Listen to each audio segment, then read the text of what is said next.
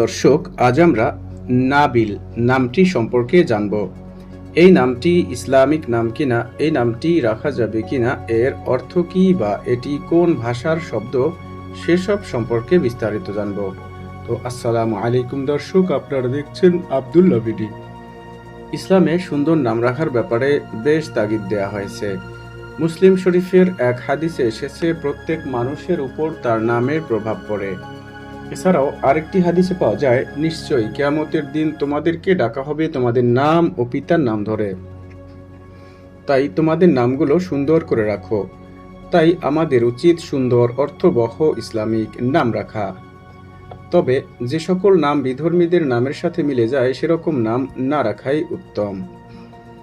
যদি প্রশ্ন করেন, নাবিল নামটি কি ইসলামিক নাম? হ্যাঁ, এই নামটি একটি ইসলামিক নাম। এই নামটি সাধারণত আরবি ভাষার শব্দ কিংবা আরবি ভাষা থেকে এসেছে। এই নামটি মুসলিম ছেলে শিশুদের নাম হিসেবে রাখা হয়ে থাকে।